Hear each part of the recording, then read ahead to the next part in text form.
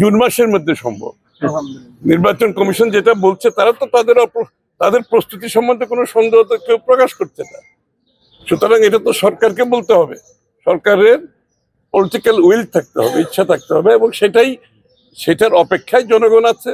আর বাংলাদেশের জনগণ ছাড়াও যারা স্টেক হোল্ডার আছে দেশের ভিতরে দেশের বাইরে, যারা সিদ্ধান্ত নিতে অপেক্ষা করছে, কারণ তাদের সিদ্ধান্ত একটি নির্বাচিত সরকারের অধীনে হলে তাদের short term, mid term, long term যে প্ল্যান প্রোগ্রাম এগুলো তারা বাস্তবায়ন করতে পারবে। এই জন্য তারাও সবাই অপেক্ষা করছে।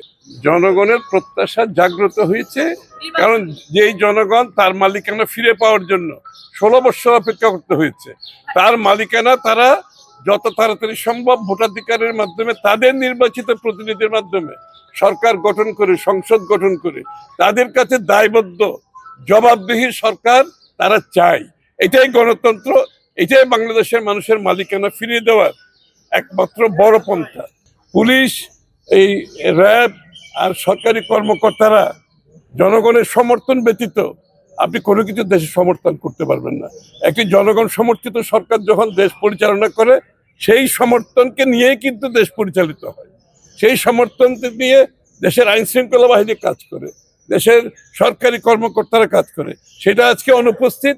সেটা যত তাড়াতাড়ি সম্ভব নির্বাচনের মাধ্যমে জনগণের সামনে আমাদেরকে তুলে ধরতে হবে।